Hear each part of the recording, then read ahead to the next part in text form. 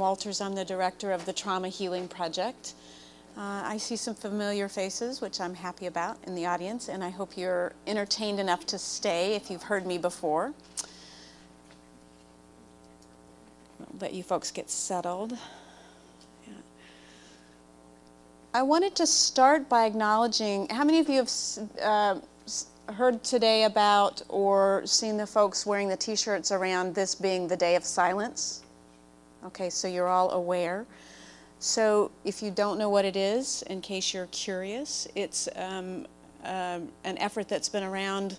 A group of young people and student-connected, school-connected folks got together and wanted to protest the bullying of GLBTQ students and the silencing that happens as a result of it. So the Day of Silence is really meant to acknowledge that silence. And so I thought if we could take even, a few, 30 seconds to have our own moment of silence, during which time I'd like you to think about who's not here, who can't be here, who's been silenced by gender violence, to which I will suggest homophobia is a connected weapon of.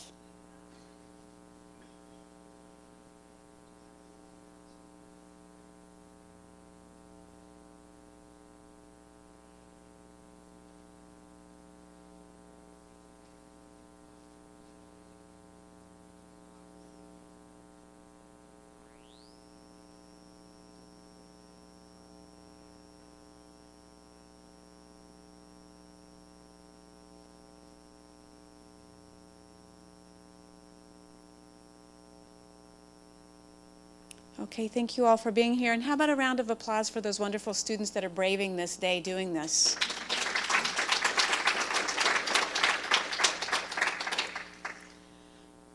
So I've been thinking about this workshop a lot, and I have to be honest that I'm slightly nervous about it. Every time I kind of rework an arrangement of thinking, I feel like I'm going to lose it somehow, so it might take me a little bit of time to get going. But the connection and intersection between unresolved trauma and oppression is something that I've been working on, thinking about for a very long time. And I wanted to start by giving my assumptions. I'm not going to say a lot today about the Trauma Healing Project. I'd be happy to talk with you more about the work of the Trauma Healing Project. I come to you as somebody who's been an activist in nonviolent work for a long time, anti-violence against women, anti-violence against children work, and activism for many, many years. And I came to the sort of full circle, I guess, assessment that until and unless we address the underlying root causes of oppression and tend to the healing that we have to do to overcome it, we're not going to get as far as we'd like to in creating the world we want to live in. And so I have a lot more to say about that path and about the organization that I'm a part of, but that's not what today is about. Today is really about how healing trauma has anything to do with ending gender violence, and why I see the two as really deeply connected, and as see healing as required. So my first assumption is that there's not an us and them, that we're all affected by gender-based violence, by violence of all kind, and by oppression. And individually, we are either impacted because we've been the targets or the perpetrators of harm to others, or we have been in proximity of other people that have been deeply impacted in one way or another by violence or trauma. But we're also affected collectively by the way we even organize our communities to respond and the way we live our lives. Think guns, big dogs, bright lights, locks, places you do and don't go. If you go hear Jackson Katz, he does a pretty remarkable exercise where we talk about what women do on a daily basis to avoid being sexually assaulted. It's really a phenomenal list, what we put up there, and that's what we organize our daily worlds around. So there's not really an us and them, even if we haven't been direct targets of violence or abuse.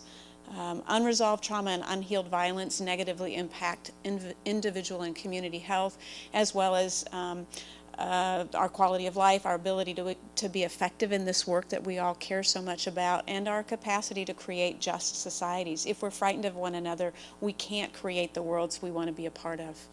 And unresolved trauma and unhealed violence really make it difficult for us to be connected across many, many kinds of divisions. Intimate violence and collective violence and oppressions are wrapped together. We would not have one without the other. Violence that happens person to person in interdependent relationships or dependency relationships in families, in intimate partner relationships, would not continue, would not have a place to take root if there weren't larger societal structures that allow that to happen. And those societal structures that allow that to happen and actually even facilitate it happening are the larger oppressions: sexism, homophobia, ableism, all of the long list, racism, classism, really that use individual person-to-person violence as a means to keep those oppressions in place, and vice versa. And I'll talk a lot more about why that matters on the sort of positive, proactive end as much as on the negative, wow, this is really big and scary end of things, because it can feel really big. Managing the consequences of trauma is not the same as healing. I'm going to say that again. Managing the consequences is not the same as healing. We put an enormous amount of human as well as natural resources of other kinds into efforts to suppress, contain, control, manage behavior, symptoms, feelings, reactions. We put people in jail. We give people medication to make them not feel so bad. We do therapies that teach people to think differently about the terrible things that have happened to us, right? And so those are all efforts at containment, and sometimes those are really necessary. Sometimes we need to actually stop cutting ourselves or hitting other people to even be able to move. So sometimes those containers are really, really important, and we have put a lot of thinking into making some of them work better and be more effective and more responsive to our needs. However, we often stop there. We put up so much energy there that we focus on compliance and containment and not on resolution and healing. And frankly, we don't feel very hopeful that people change. So containment and control are really our default response when we don't have a lot of hope that people can do much different, right? So those things go hand in hand, but they are not the same as healing and resolution. My take, and I have lots and lots of evidence, and some of you are in this room as evidence, that we are hardwired and driven towards healing, that human beings have everything we need in our inner and social landscape to recover from horrific extremes of experiences that nobody should live through, really. Some of us are walking, talking, breathing, functioning, thriving examples of that drive and capacity to heal. And I think that that's where we have the most potential to see this through, is that not only are we interested in making things better in this sort of collective efforts that we're all involved in, we're wired for it, we're driven towards it, we work at it, and we're learning more every day about both the drive and the process of healing in ways that I think we will be able to harness and make use of towards ending violence and ending oppression, as well as making our own lives go better. Right? So here's the nitty-gritty. I had 14 slides of examples of gender violence and the intersections of violence against women and children and other kinds of oppressions, and I threw them all out, and I took this one slide from the Amnesty International website, which I think kind of puts it in a pretty nasty, packed nutshell. Around the world, at least one woman in every 3 has been beaten, coerced into sex, or otherwise abused in her lifetime. Every year, violence in the home and the community devastate the lives of millions of women. Gender-based violence kills and disables as many women between the ages of 15 and 44 as cancer, and its toll on women's health surpasses that of traffic accidents and malaria combined. Violence against women is rooted in a global culture of discrimination. That's the word they use. I'm going to use the word oppression. And I'll give you a little more definition of what I mean by that in just a minute. which denies women equal rights with men and which legitimizes the appropriation of women's bodies for individual gratification or political ends. Now, I think this captures the picture of victimization. What it completely misses is the subject, the actor, the perpetration of the violence that is actually being done intentionally, strategically, over and over again, to the tune of the highest, most frequent, most devastating abuse of human rights that exists on the planet today. We are actually talking about people and structures and laws and systems that directly target women's bodies and anything seen as feminine on this planet. And so we need to move from the passive, this thing happens to us, like the sky is falling, to actually there's somebody throwing things at us.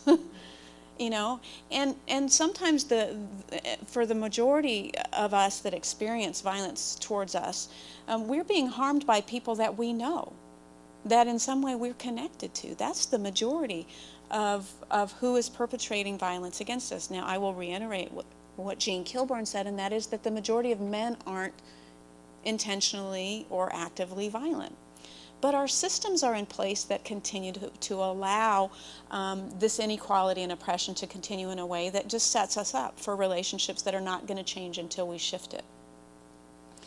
So you all, many of you have this definition. Remember this definition. It's one that I really have never thrown out because it makes a lot of sense to me, that we're talking about systematic one-way mistreatment of a group of people, enforced and supported and reinforced by society. It's institutionalized. That's what oppression is.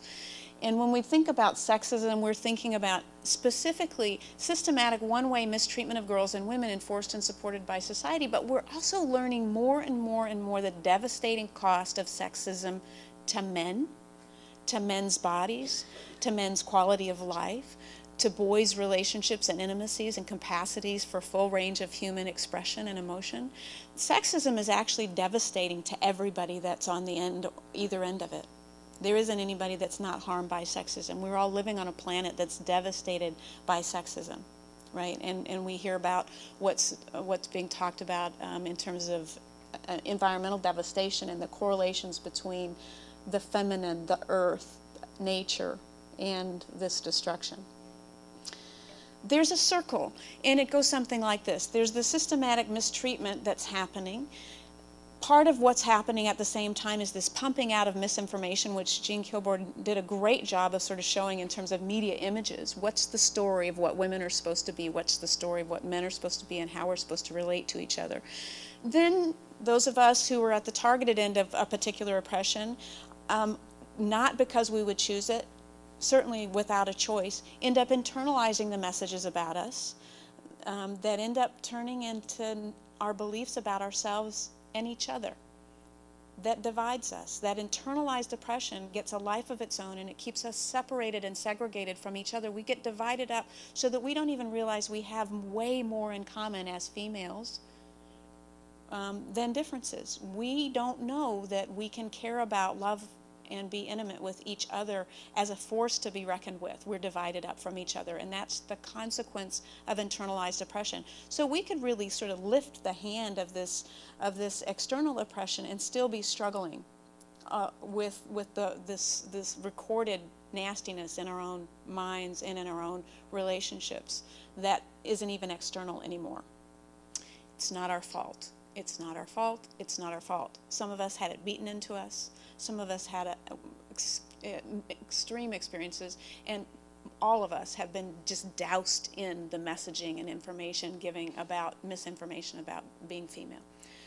Though the misinformation, the oppression is socially sanctioned, our internalized expressions of sexism get used as excuses to further harm us. So I'm told, again, as was mentioned in the earlier presentation, that I'm supposed to look sexy but not too sexy. I'm supposed to look innocent but not too innocent. I'm supposed to, do this little dance.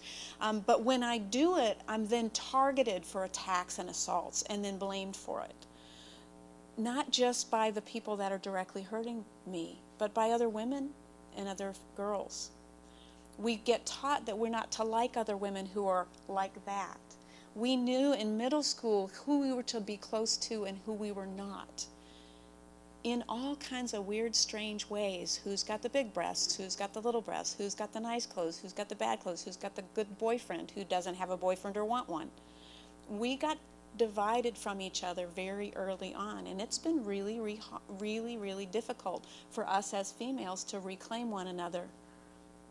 Many of us can say without even a trace of sadness, my best friends are men. I don't really like women. I don't really get along with women. Well, we weren't born to not get along with each other. We actually were born to be close, and we had lots of things happen that smashed that. So that justification then sort of becomes the excuse, or that expression becomes the excuse for further mistreatment, further misinformation, and oppression. So you see how it just kind of goes around and around. And it really does so without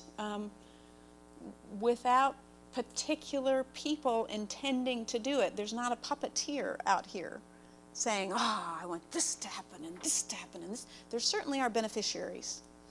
There certainly are people that benefit from having the status quo. I had a conversation with a very dear friend of mine who I love to hate at times, male, and was noticing that he felt very free to ask for attention and favors for his entertainment and pleasure. You know, could you take care of my kids? Could you come be with my girlfriend? She's not feeling very well, while I go play or go to a concert or whatever. And I'm stressed and strapped, and I finally said to him, you know, you make it really hard to say no, and it'd be really nice for you to support us to take care of ourselves, you know. And he said, why would I do that? Why would I do that? He giggled and said, I get a hell of a lot out of this. Now, this is a person who's generally thoughtful, who could at least cop to the fact that he benefits from the structure as it is by having women around him that will say yes even when they don't want to, and when it's even at our own sort of demise in a way. And he'll ask and push and be obnoxious until he gets it from somebody, and usually it's a female that will give in. Well, on the other hand, I want to be caring, I want to be generous, I want to be loving, I want to be kind, so why wouldn't I? Well, I'm learning there's some reasons why wouldn't I. Sexism is not experienced the same way by everybody. It's not.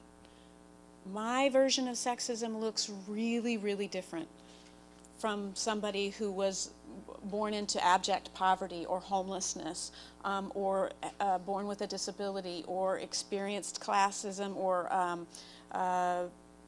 had a different education level than I did. We experience sexism very differently. But it's sexism nonetheless. Very often when you get women in the same room who talk about the differences, they find out that even in those differences, the messages were the same. The way we were expected to feel and respond and react were very much the same. The way we feel about ourselves ends up being very much the same.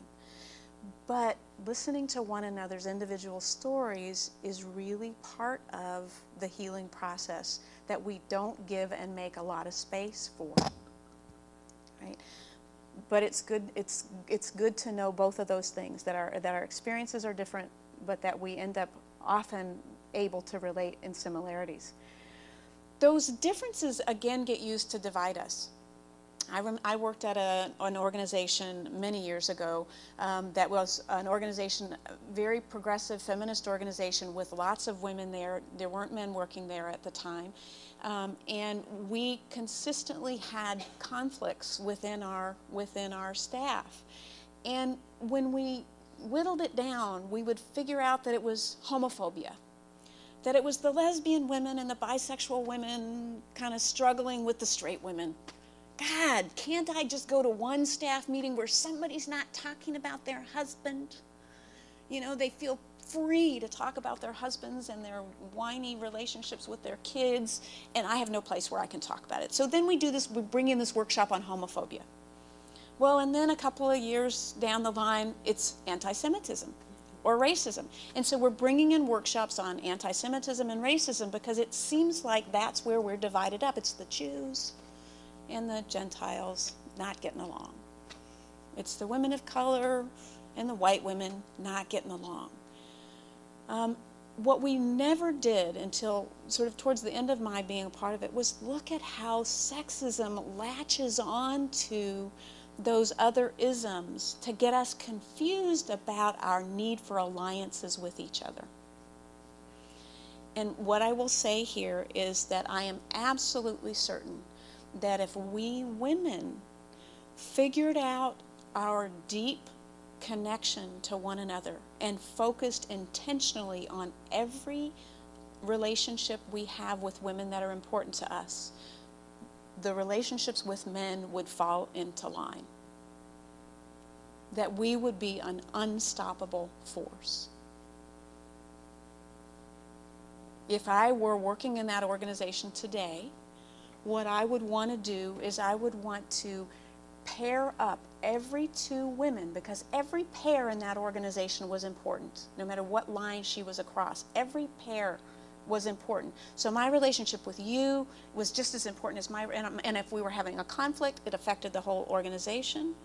And if I was tighter with you, then with you, then with you, that affected the organization. So if we took time to pay attention to each pair, you two, we two, we two, that I think we would have cleaned up a lot of what kept us from being a powerhouse. Because the organization was actually built to tackle sexism and sexist violence, but we were so mired in the internalized stuff that was going on inside of our organization that it made it very difficult for us to move as a pack in unison against the thing that was really the problem we were set to fight, which was violence against women, which was gender-based violence and sexism. We couldn't even talk about it within our own organization because we were so torn up by it. But also remember, we're under attack from outside. So we're trying to do that work. We're not tight with each other because we've been divided up, not our own fault. And we're fighting against something that people don't really want to change much. It's not surprising that we didn't get very far in some of the work we cared about. But I'm certain, again, that if we had taken the time to tend to our own relationships with one another and heal the stresses and fractures among us, that we would have been unstoppable. I still think that that's true in the organizations that are trying to do this work. The intersections cannot be denied. I mentioned those. I'm not going to talk a lot about these, except to say that mental health oppression is a form of oppression that we do not think very much about. And it's been used to control women and to keep men from feeling feelings for a very long time, and it's very effective. And I'll tell you how it looks. It looks like when we show too much emotion, male or female, that we begin to fall into the borderlands of mental illness. And so we will do everything to stay out of those borderlands, including shut down our natural reactions to real injustices, to try to be nice, to try to get along, to try to pass, to not get noticed. So it makes it difficult for me to say things like, you know, we've got a big problem with male violence. It makes it very difficult for us to talk very specifically about the training of boys to become perpetrators of violence, either in wartime or in domestic relationships or in intimate relationships. I start looking like I'm a little bit radical, which is then associated with my being a little bit crazy. So you start calling me things like radical, crazy, and feminazi, and I lose credibility, not only externally, but internally. It's mental health oppression is used to shut us off from our natural outrage at gender violence that both men and women hold. Men and women are both incredibly angry about the levels of violence in our culture. And we dare not show our anger, our righteousness, our indignation, our grief and heartache publicly for fear of being categorized as mentally ill or mentally unstable or non-functional.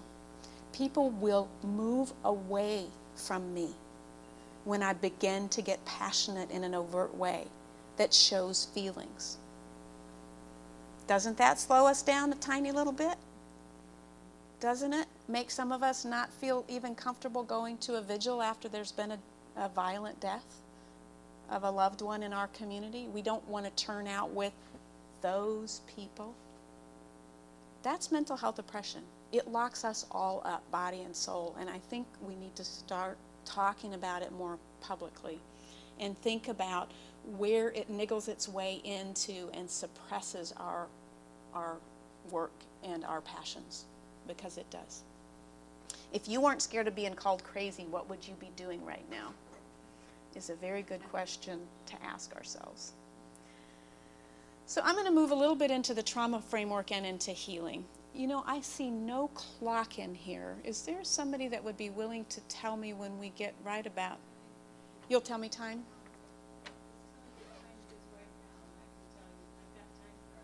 Oh, good. I don't have a watch. That's the problem. It's 4:45 now, so we have until 4:45, right? We're here till 4:45. All right, so will you tell me at 4:15? Just raise your hand and say it's 4:15. Or somebody. Yeah, you can all stop and breathe at 4:15. Thank you. Because there's some things I want to get to. So I have found, I did and continue to do a lot of anti-violence work.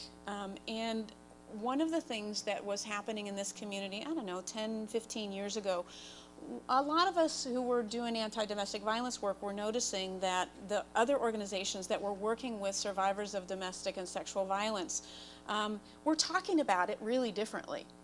So if let's say a woman ended up in an emergency room because she'd been sexually assaulted or battered by her partner and had children with her, the way she would be talked to, received, and thought about was very different than if she was intercepted by a child welfare worker who'd gotten a call about the domestic violence from the police, who'd gone to the home and seen that there were children in the home.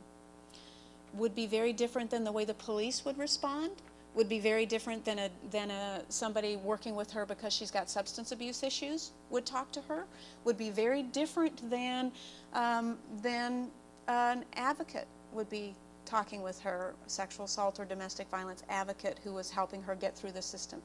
So much so that people were being told mutually exclusive things, so that if they actually followed the advice or direction of one entity or agency or person that they were required to answer to, they were actually violating what somebody else was telling them to do and deal with.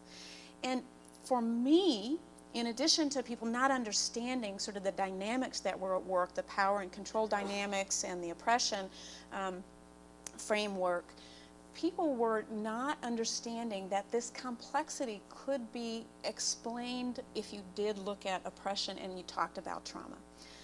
And so understanding that the majority of people that are in the criminal justice system, for example, have long histories of traumatic exposure is really an important fact. Understanding that people that really struggle with substance abuse and quitting smoking cigarettes and obesity have long histories of trauma. Understanding those intersections really made a difference for me in pulling together some of the work that I cared about. Instead of feeling like I was being torn between 3 different or 4 different ways of working, I had a common language to start thinking about how to respond consistently, coherently, thoughtfully. So it explained the intersections, and it also connected my work up with other people who I could tell cared, but also were struggling to think about how to talk about things in the same way. A trauma framework allows us to move away from an illness model, which is the what's wrong with you and how to fix you, to what's happened and what's out there happening that's wrong. It really pushes that. It also allows us to see that assaults and violence cause injury. They don't trigger vulnerabilities that we women or we girls or we survivors or we victims carry and then show because we're just not tough enough to not show them. And this is true when you're working with veterans as well. There are people who believe that the veteran who shows more of their trauma is somehow a weaker soldier than somebody who's able to just tough it out and not show the symptoms, and I'll put symptoms in quotation because I don't really use that framing. But the problem, of course, is not the person. The problem is what's happening to us. It's the injury that's happening to. War is actually not very good for people. You know, it's not. Being expected to and then carrying out violence against other people who you don't have a personal threat from or a personal grievance against really jacks with your moral, social, neurological, social, biological systems. It's not good for us. We know that it's not good for us. So that shift, I think, is really important to understand that we've been injured when we've been assaulted. And that injury has a healing process, not the same as recovering from a physical injury. The emotional injury has a pattern to it when it's in a healing mode, right? And we need to begin to understand more about that process and how to facilitate it. The last part of the framework I think is really important is this requirement that we be doing our own healing work. There is a lot of conversation about self-care and burnout and vicarious trauma. And I think that one of the biggest benefits, or a benefit of doing our own healing work, is to be able to continue doing this work. If I'm healing, if I'm able to process and resolve my own inner sort of booby traps, unhealed, unresolved trauma that make me vulnerable to reacting in my work to other people that carry trauma, I'm going to be a better worker. But that's actually not why it's so interesting to me. What's really interesting to me about healing, which kind of trumped, so when I first started the Trauma Healing Project, it was the Trauma Healing Project. Now it's the Trauma Healing Project. Because actually that drive towards human healing and to feeling better and to making our worlds better is much more connective and interesting than the common experience of trauma and violence. And the understanding of healing that we get as we take it up consciously in our own lives is vital to ending gender violence or any other kind of violence in the world. That the ability to experience resolution, healing, and a capacity to take action in little and larger ways in our own beings gives us the capacity to do that with others, to offer it to others, to promote it among others, that we simply don't have. It is actually true that you will never get anybody further along than you've gone yourself, right? And why bother trying, really, when it's actually much more creative, much more engaging, and actually a lot of fun and joyful when we see ourselves moving up and out of our own mired down, stuck places, wherever those might be. And so when you do your own healing, you actually have the capacity to support healing. And without it, you won't.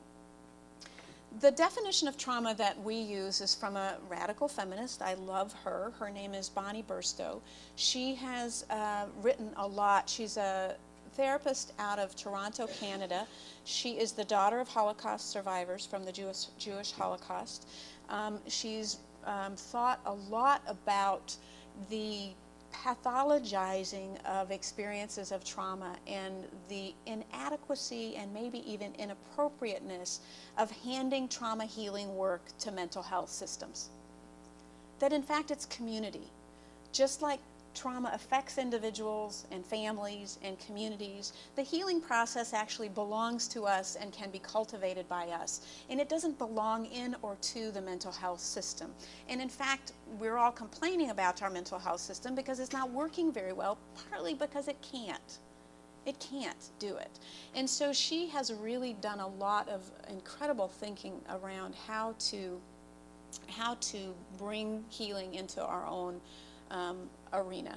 And her definition of trauma, and we agree, is that trauma is not a disorder. Rather, it's a reaction to a kind of wound. It's a reaction to profoundly injurious events and situations in the real world, and indeed to a world in which people are routinely wounded.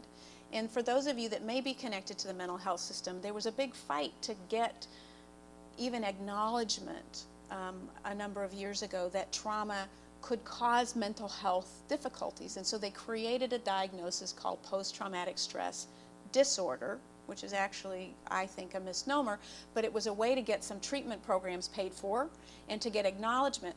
At the time they were originally crafting the definition, and this was very radical and very progressive work that was happening, that the definition that they came up with said something like events and experiences outside of the normal range of human experience. Everybody raised their hands that hadn't been on the list of the board and said, I don't know, everybody around me has had a little of this and a little of that. Doesn't seem so unusual to us. If you look at, I don't know, slavery, genocide, oppression, violence against women, war, it seems like kind of a happening thing, trauma. Not so far outside of the normal realm of human experiences. It's actually pretty common. Trauma is, in fact, a concrete physical, cognitive, affective, and spiritual response in individuals to communities to events and situations that are objectively traumatizing. In other words, this isn't a vulnerability that's personal to me, that I'm sensitive in a particular way.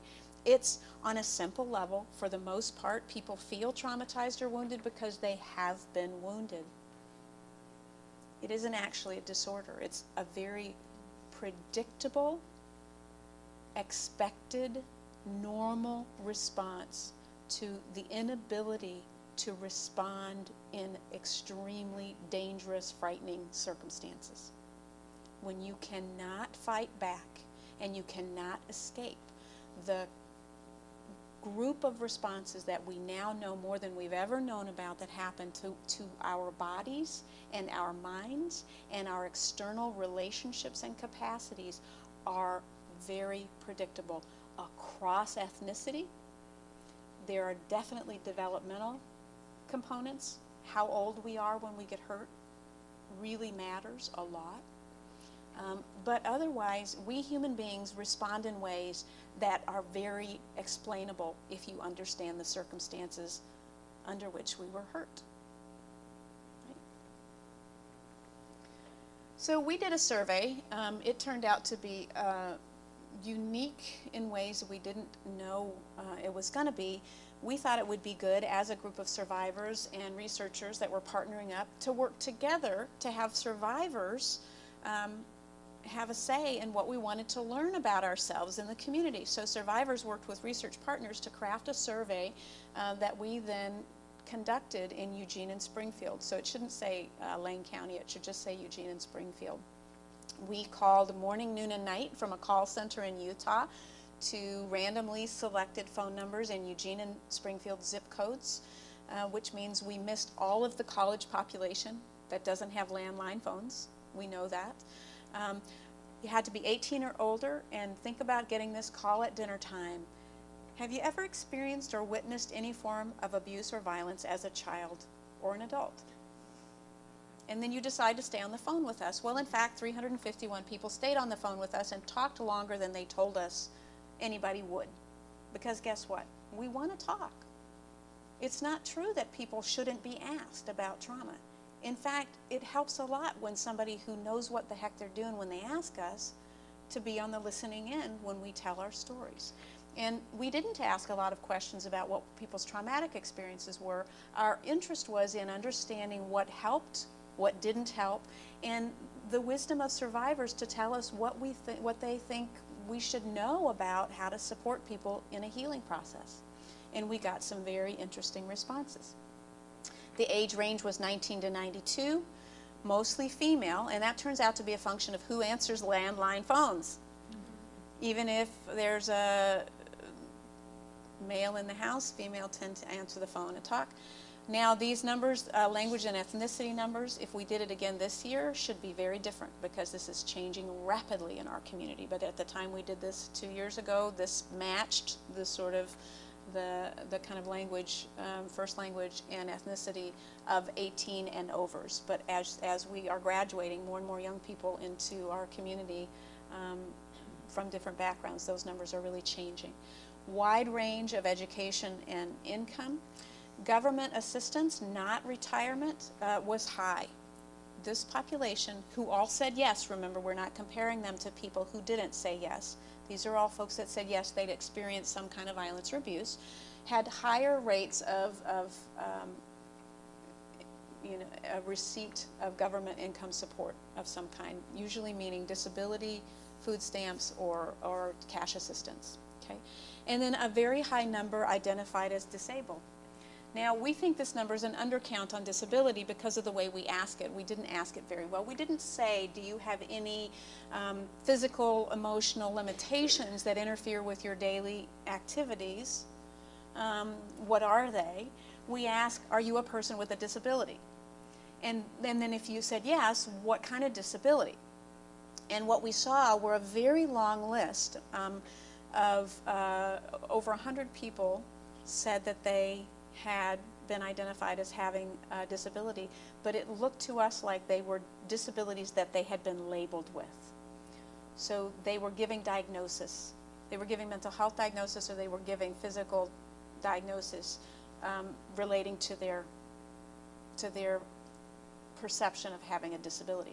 So I think this is a lower number than actually it would have been if we'd asked people whether they struggled with pain, or whether they limited their physical activities, or whether they saw themselves emotionally unable to function on some given days. We think that would have been a higher number.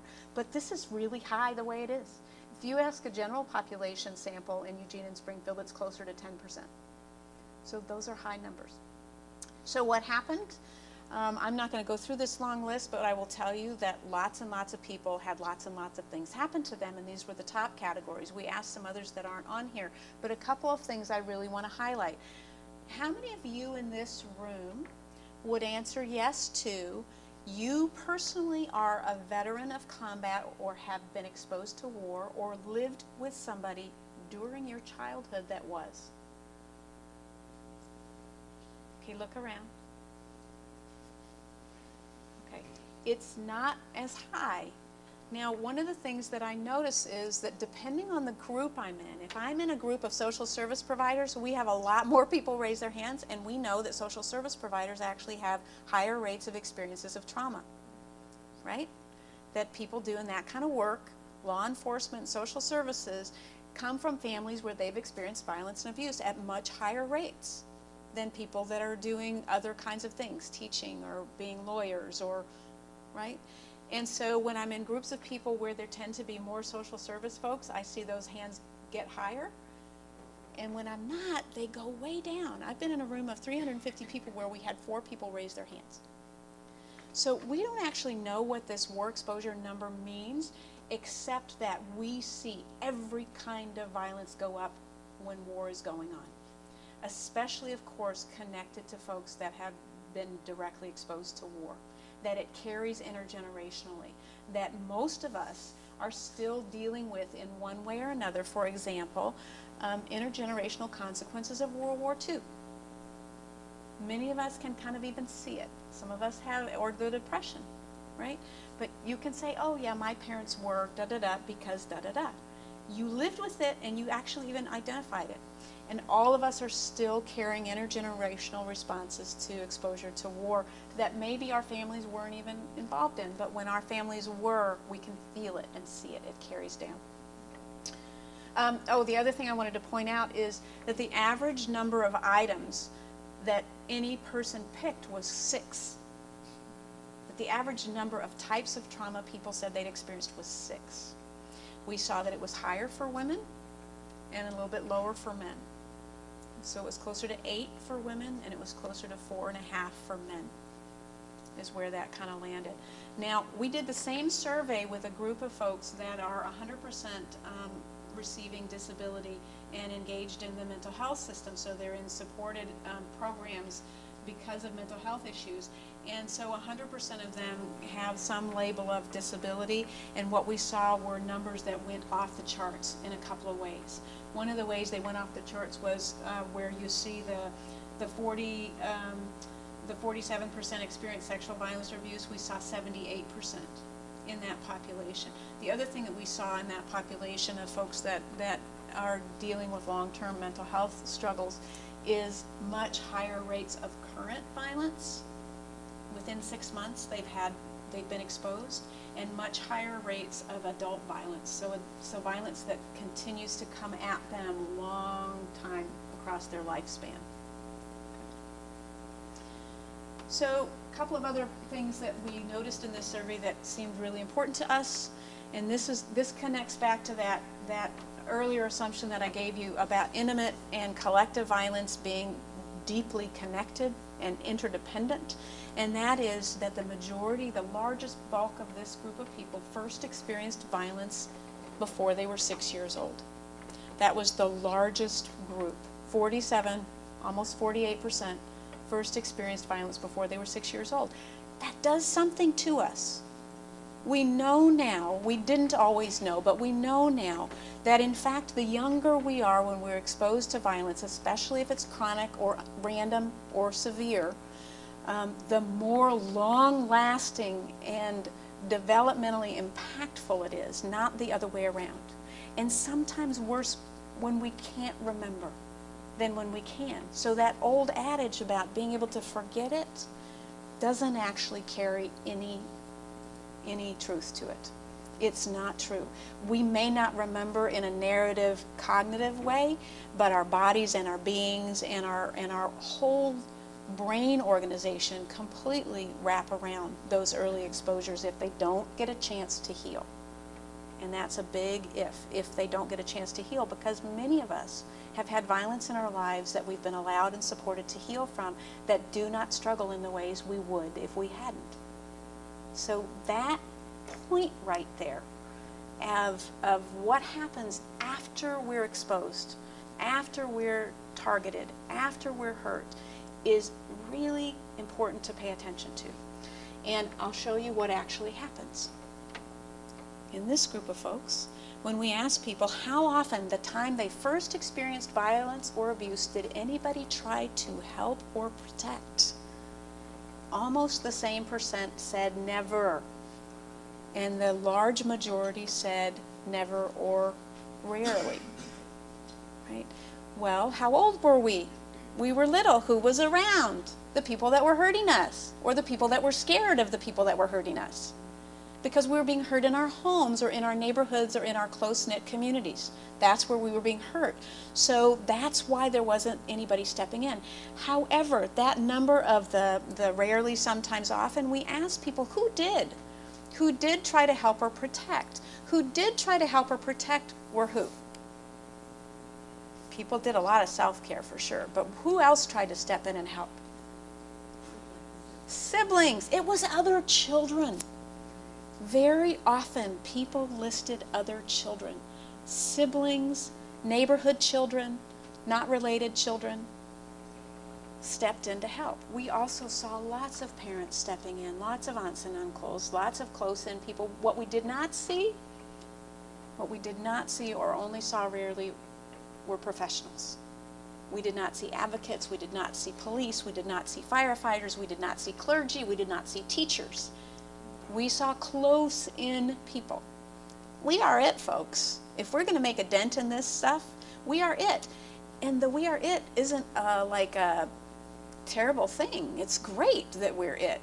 Because if we could just change this statistic right here, this little set of statistics right here, what we now know is that people report later on, many years later on, being completely or almost healed if anybody tried to step in and help or protect, even if they weren't successful.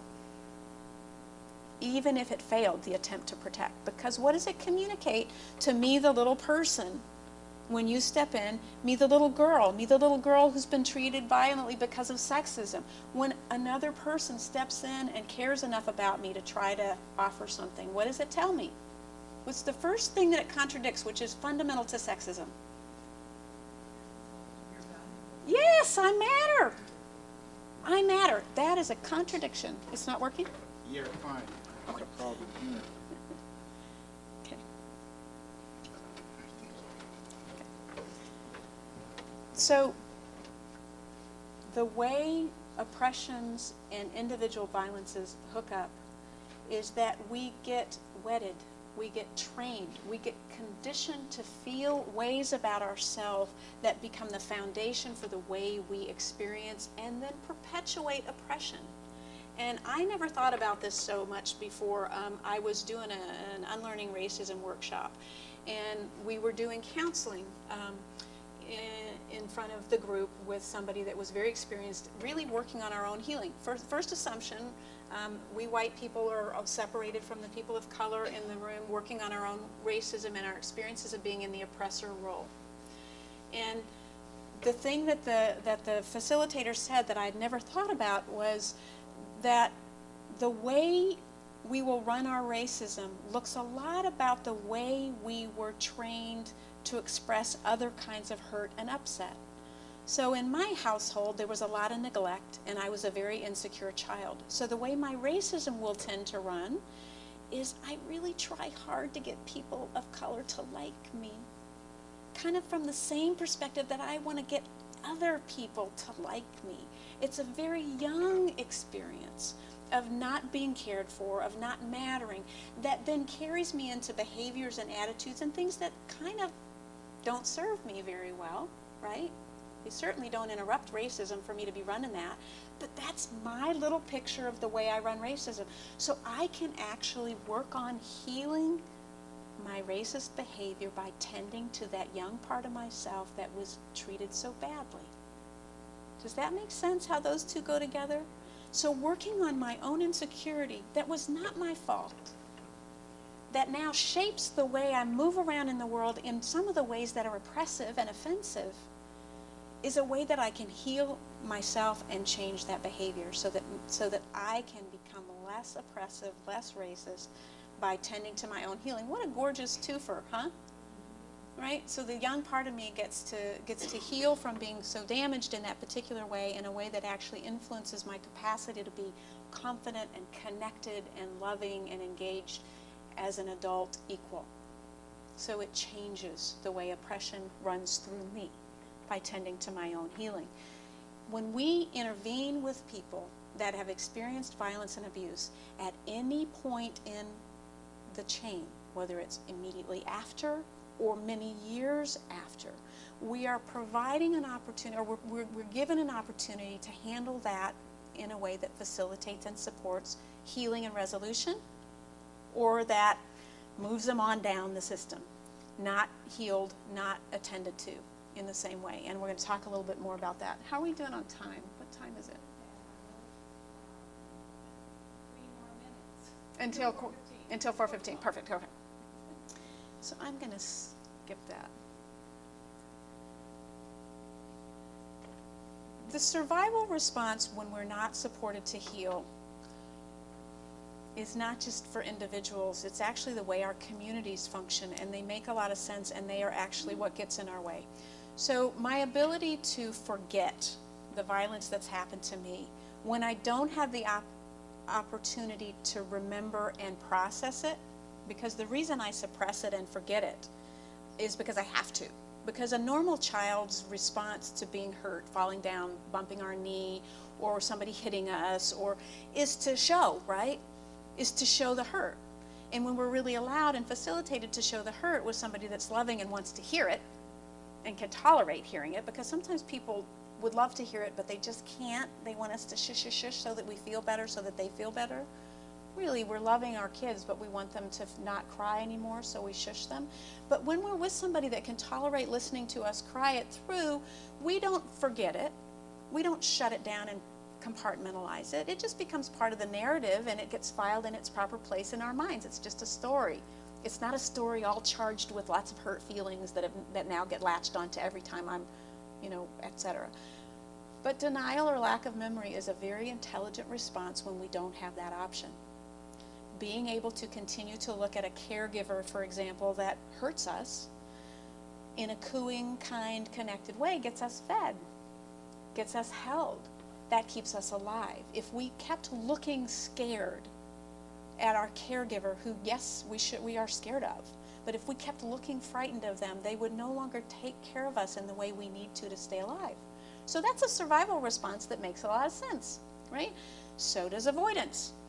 Hot stove, don't stick your hand there, move away, move away. But when we end up forgetting or avoiding or not trusting anybody or numbing with addiction, which also makes a lot of sense given the circumstance, we actually get smaller and more limited in our lives, and those become our default rigid patterns. So under stress, and sometimes not even so much stress, I just don't hang around with whole groups of people. I don't hang around with men. I don't go out with teenagers. I don't fly on airplanes. I don't go near dogs. I don't go to the park. I don't go in that store where that perfume is. When we're avoiding the things that trigger us, we can have very small lives, and we can be very hurt feeling all the time. So the same thing happens at a collective level. We put away and compartmentalize and shut off the things we're not allowed to process, which actually disconnects us from each other and from our shared history. So we have some pretty significant shared hurts in this very community that we forget and don't think about. We put that away, it goes away, and we don't talk about it, and we don't process it, and we certainly haven't resolved it. And so we get a little smaller, and our lives get a little bit smaller, and we don't act to stop those things from happening in a way we would if we were stayed connected and engaged. It actually stops us. So here are some ways that survivors say that they're still affected that I think is true. These quotes were reflective of many other people that answered the survey. So how are you still affected? I still ache for the life I feel like could have been and for the things that I still want to do, but I just know that I guess my soul has a limp. Hypervigilance, paranoia, triggered by any form of sexuality, many triggers in everyday life, delusions. I don't feel like I can trust people, abandonment issues. Do you know anybody that has any of those things? Just raise your hands.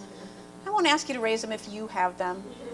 But many of us carry this way of being in the world because of things that didn't even happen directly to us, but because we live in a world not only where things like that happen, but what I really want you to get is not only because we live in a world where things happen, but because we don't have options and the setup to collectively process, grieve, and recover from the things that happen. Some of them are just accidents, people, and we don't have a way to collectively process that bring us back together, right? I grew up, not thinking very good about myself. I mean, it took me 50 some odd years or whatever to realize how bloody intelligent and capable I am, and that's really sad. It is really sad, isn't it? To not have a sense that we matter or that we're intelligent. I still have nightmares. I can hear certain names and it affects me. I get traumatized by the word or the names. Certain times noises can bother me because I had a lot of loud noises in my face. This last quote, I think, sums it up pretty well. It shapes how you view the universe and how you treat others. It shapes us. We are all shaped by unresolved trauma as a social condition in our own community. We don't move because of it. We don't connect because of it. We don't dream big because of it. So I would suggest that we have to challenge our discouragement, that one of the main drivers of why we don't move is that we don't know that we can. It matters because if we're discouraged, we don't act and we don't connect and we don't have a sense of a future. So we watch a lot of TV, we smoke a lot of pot, we drink a lot of wine, we drink the best wine. It's like our measure of success becomes how many different kinds of wine we drink, not what we do along with our wine, right? We got this way through no fault of our own. We got this way because of direct hurts and because of the conditioning that is saturating our experience on a day in, day out basis. And we didn't have, I would say, an opportunity to recover early enough in our lives so that remember I said early on that if we really understand healing, we'll be able to really share that knowledge and use that knowledge in our work. When we're not able to recover, we don't have a sense that it's possible to recover. We don't bounce back. And I do an activity with FHS students and graduate students in couples and family therapy where I have people dream a world where violence against women didn't exist or gender-based violence didn't exist. And I say, and they do it in pairs. What would what would your life be like? How would your life be different if there was just no more gender violence as an individual? And then I have them switch and say, how would families be different if there was no gender violence? How would our community be different, and how would the world be different? And they get in these, I mean, there's tears streaming. You should hear, I just go visit and listen to each one. And people say things like, if there was no gender violence, there would be no child abuse. If there was no child abuse, a child could be in any home, in any neighborhood, in any place in our town, and we would not be worried about them. Can you imagine? All the way to dreams that there would be no borders, that everybody would have adequate care of all kinds, that we would be creative, we would work part-time, we would build these beautiful, I mean, the visions were phenomenal. And then I bring the group back together and I say, report back. What did you hear? People get really shy. They get really nervous to share, because those were kind of big pie-in-the-sky ideas after all. Those were the kind of pie-in-the-sky ideas we had when we were 3. Remember? Remember when you're around a 3-year-old? They know what's right. They can tell us exactly what we need to do, and you know what? They're right. They actually are right. Most 3-year-olds can tell us exactly what we need to be doing and how we need to do it to fix the whole damn place. But when a 3-year-old tells us, or tells an adult, that's a little bit damped down because of their own discouragement, their great ideas, what happens to them? What did they get told by the adults? What did we get told when we knew how to fix everything? Not possible. Yeah, it's not possible. Oh, honey. Oh, how cute. Oh, if you only knew how bad it really, really is. So we run our discouragement around all the time, and our children are exposed to it, and so we learn it. We come by it honestly. Nobody, we didn't create it ourselves. But those young people that are in those classes get shy. They get embarrassed because last time they seemed so hopeful, they got shut down like that. So it brings that feeling up. So they're nervous to share it. We're all a little nervous to share it. So we actually have to challenge it. And so I'm going to have you just do a little challenge activity right now. I want you to just turn towards 1 or 2 people next to you, and I want you to I want you to tell each other one very hopeful human-related thing that you've seen in the last 2 weeks. Has to include human beings, not the weather. We're all feeling a little better from the weather. But turn to somebody and just take 30 seconds to do this, okay? Just find somebody, and then 30 seconds, and then switch and tell the other person. Just something.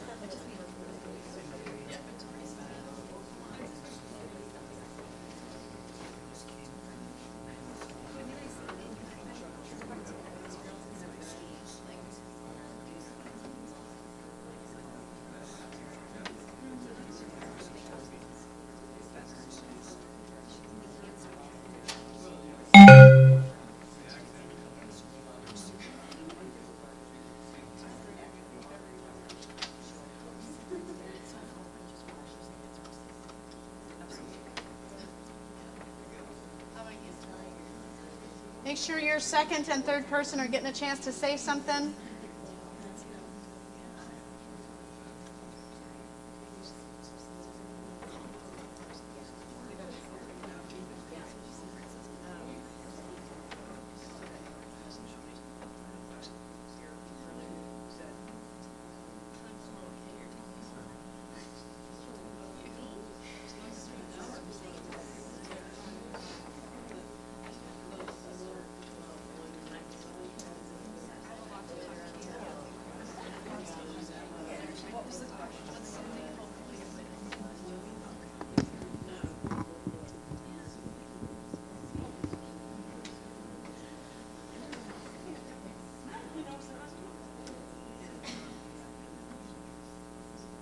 All right, come back together. Couple of examples. Just a couple. 3, maybe. I saw people working on a Conestoga wagon for the family house. You saw people working on a Conestoga wagon. Conestoga wagon for The unhoused. the unhoused. For the unhoused. So people building housing. Yes, for people without housing. That's pretty hopeful. What else?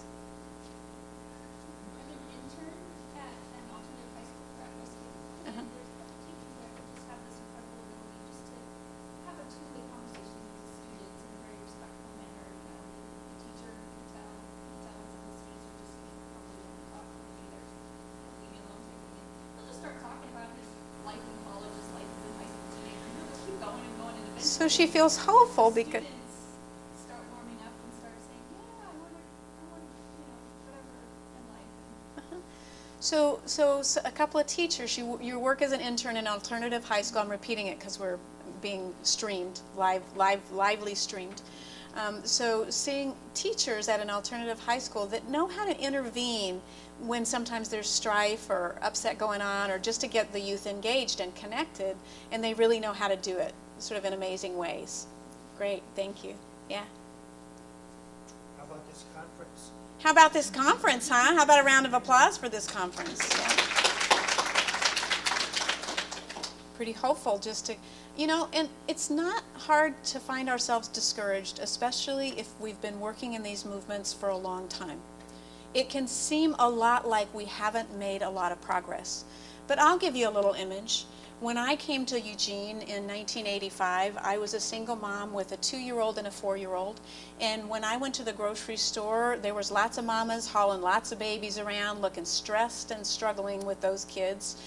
Now when I go to the store, almost every time I see not one, not two, often 3 and 4 papas with little ones in baskets wrapped around their necks in little cuddly satchels, playing with their babies, connecting with their babies. Sometimes 1, sometimes 2, sometimes 3 children in tow.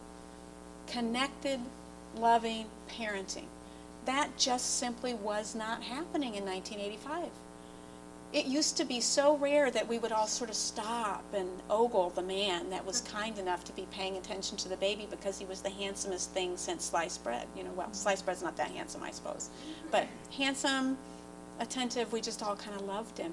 Now it's much more common and accepted and supported for fathers to be more deeply engaged. What a blessing for fathers, what a blessing for children, and what a dent in ending gender violence that will be. That is a pretty significant little image of hope around specifically ending gender violence.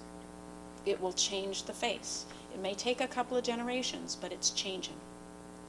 Okay, so I'm going to keep going. I want to tell you just a little bit more about healing. Healing gets talked about lots of ways, and just like there's discouragement about our ability to end these big giant social issues, there's also a lot of discouragement around whether or not it's possible to heal. In fact, sexual violence is one of the things that gets the worst rap, and it gets the worst rap in a couple of ways. We're so confused about sex. We are so confused about sex of any kind. So then you wrap violence into it, and then we're really confused about it. But we don't understand that actually the healing process for violence of any kind looks a lot the same. The things you have to tend to in terms of the social ramifications and the way you got treated because of what happened to you that you also have to heal from can look very different. But when given an opportunity to heal from any kind of exposure or violence or being targeted or assaulted, we heal beautifully. We heal from sexual abuse. Some of us, again, are walking examples of people who no longer feel frightened or dysfunctional or confused about sex, even though we experienced being violated sexually. Human beings can heal, right? And we do heal. But when I talk to survivors, especially survivors that have had long engagement with the mental health system, sometimes nobody's ever even talked to them about their early trauma as a starting place for the therapy they do. It's all about the symptoms that you have and how to kind of squash the symptoms rather than tend to what's underneath the symptoms. When we get that tending, we can have very high expectations, right? So it's holistic. This is, we've been asking people, and again, they have that sort of low level of expectation, but when people feel like they've been able to heal, this is how they describe it. They say it's holistic, that it's body, mind, and soul, that they feel repaired, better, sometimes good as new, right? That it's individual and collective, that very often healing happens in relationships and in families, sometimes going the hard way, kicking and screaming, but that when we're able to move forward with our families, it makes a long-term difference, not just for our own family, but for the community of people around us. And that there are lots of perspectives on not just what healing means, but on how to do it. We do know some things that we have known for thousands of years, again, that healing involves a whole system of responding and recovery. That, in fact, again, we are built to heal. It turns out that there is this universal physiological and social healing system that allows the body and the mind to process, express, and release any kind of violence. Lots of cultures throughout lots of periods of histories have had ritualized ways of supporting people to heal and recover, sometimes to support the whole group to heal and recover from things like famine and war and loss of members. Right? People come together. We have some amazing examples of healing processes that are actually very expressive. They involve wailing and crying and screaming and catcalling and naming. They have some common threads across history and across cultures. But we now know a good bit about what the healing process looks like and can actually intentionally take it up. And I wanted to play you this little video. Oh, wait, I need to do the... Daddy's gonna make you laugh now. Ready?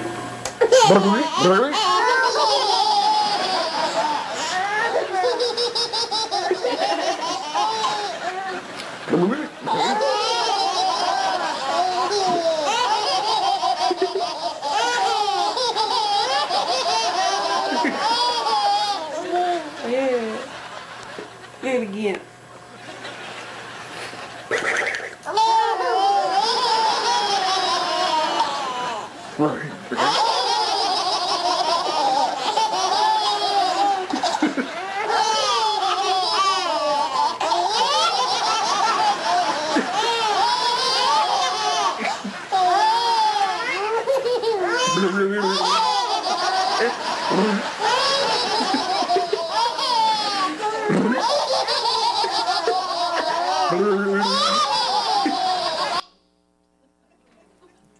Aren't they lovely?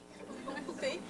So a couple of things that I've noticed. Now, I brought this as an example of our universal physiological responding and healing, expressing behavior. This is what human beings look like when we're expressing joy and connection and maybe a little shyness, right? We giggle a lot, we laugh a lot. Daddy's making faces.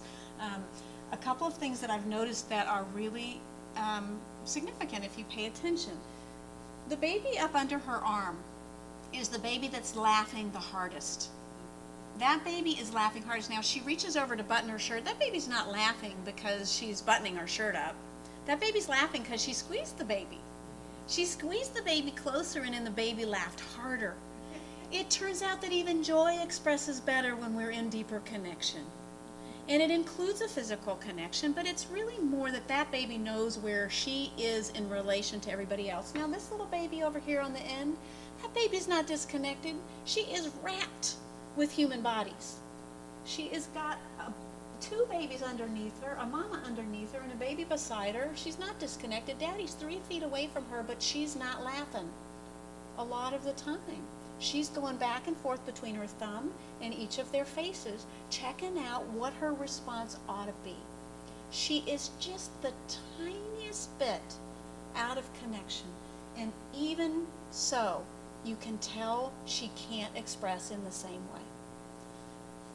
Healing oppression, healing violence requires connection and expression, right? The other thing that I will say that I've noticed, and I've noticed it in this room as well, in every place that I've shown this, the majority of people that are watching the video feel comfortable with the laughing. Some of you are laughing out loud, really enjoying the babies laughing because it's contagious. Some of you are giggling lightly, others of you are grinning, and a couple of you are not. And those of you that are not, just like in every group, have a reason. Maybe it's just not touching you in a particular way, but I have heard now enough times, I turn people in pairs and say, what emotion were you allowed to have in your home when you were growing up, and which ones weren't you allowed? And I had somebody say, well, if you laughed too much, it was suspicious. You're probably up to no good, right? And remember the mental health oppression that I was talking about too. It's like you can laugh a little bit, but you can't laugh hysterically. You can't laugh too long, or you start getting into that territory where we're not sure you're okay, right? Or I'm going to give you something to sort of straighten you up and get you out of that. So people have had different upbringing and experiences around different kinds of emotions and expression. And that personal comfort or discomfort with different emotions is actually something we have to tend to if we want to be responsive and supportive of healing for other people. Okay? So, if we want to talk about commonality, human faces across every kind of human that there is are recognizable. Don't you recognize those faces?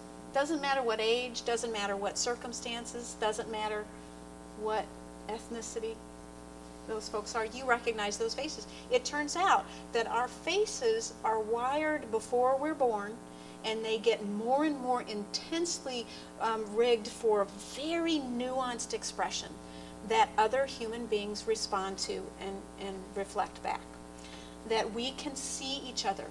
Now, I want you to think about your role, our roles with each other in this work to end gender violence, in this work to have a healed and healthy community, as partnership rather than expert, and as needing to gain some new skills and to tend to some new focuses.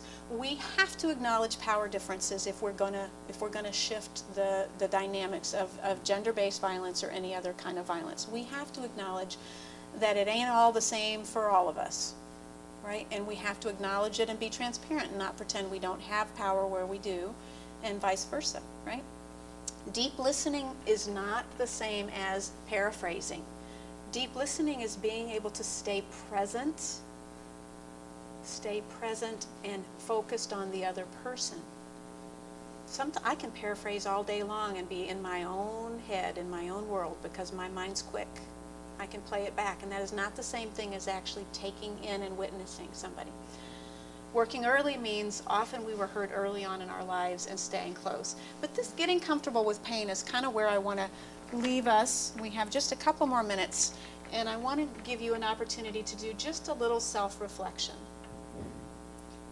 I want you to notice, and I want you to notice your own internal responses to these pictures, okay?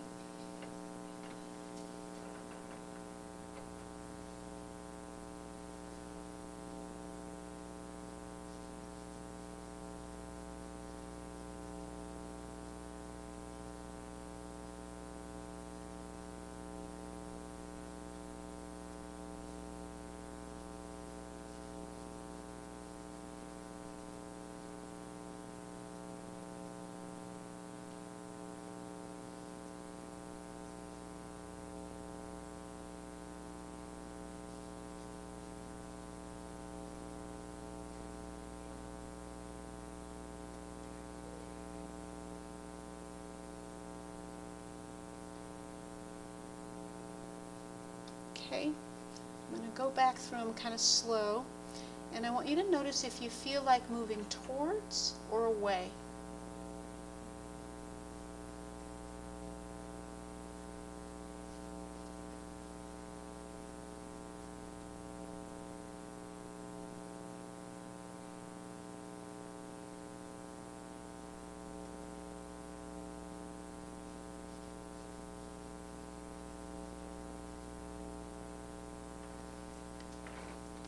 Comments, did you notice anything?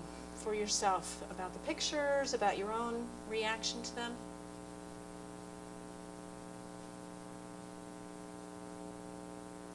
Any stand out for you that you wouldn't want to be near or that you'd really want to wrap up and take home?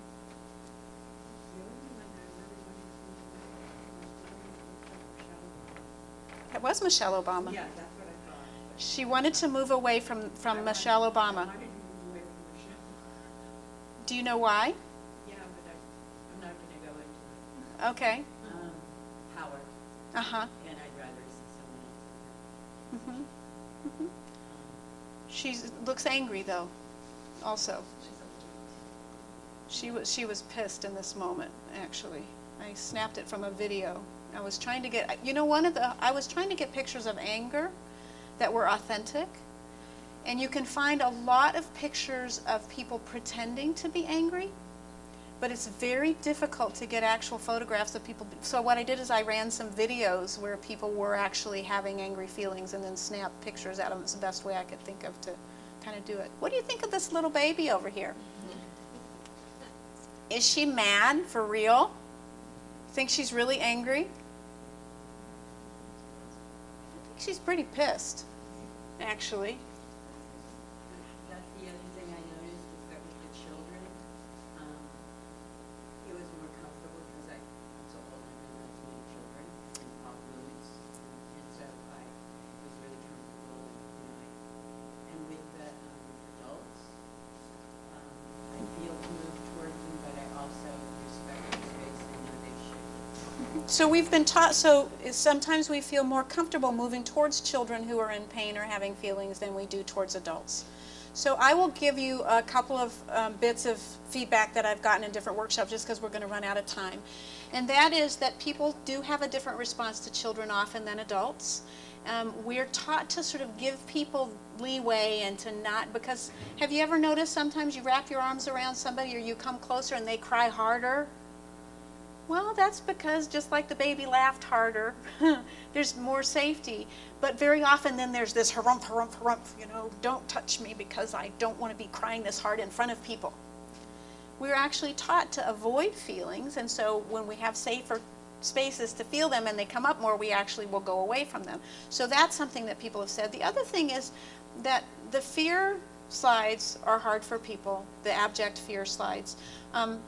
But also the men, that people felt like somebody died, that the reason these men could cry like this is because somebody died, that's how they were allowed to have that kind of level of feeling, that there's a gendered rule set around what expressions men and women are allowed to show, and that men are not allowed to show the same level of emotional upset unless something really serious happened. Now, somebody also mentioned that maybe they lost a sports match. That they're allowed to cry. Isn't that something, though? That they're allowed to really cry if somebody died or if there was a really bad loss. Or win. You could cry if there's a good win. Or if there's a loss or if there's a death. But we get nervous when men show us too much feeling. So I'm going to run out of time and I don't want to without ending this. So I want to tell you that there are a few things that we can do that make a significant difference in our own healing process and in supporting other people to heal. And you don't have to do them all and you don't have to walk out of here and be experts, but there are some of them that you could take up and learn to do that would make a difference in reducing gender-based violence. And some of them are on this list. Being allowed and to expressively tell the story. We used to think in sexual violence work, anti-sexual violence work, that one of the problems was having to tell our stories too many times, to a cop, to a nurse, to a judge, da-da-da.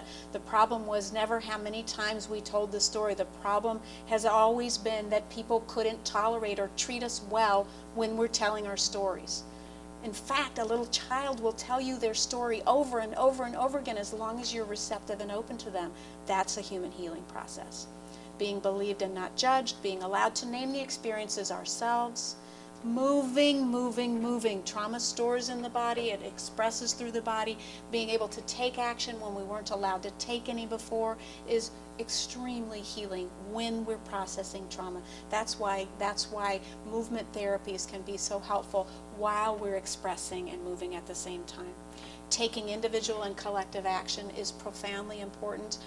It does make sense to be doing it even if we're not completely healed, but it does make sense to acknowledge our own limits and our own stuck spots where sometimes we can't think. Participating in public rituals for expressing grief and outrage, and being supported to become, or sometimes or stay connected, or for sometimes for some of us to become connected for the first time, especially if we were hurt very early. That we heal and we function and we thrive in connection in ways that we can never do on our own separately from one another. So I'm going to stop there, and thank you for being here.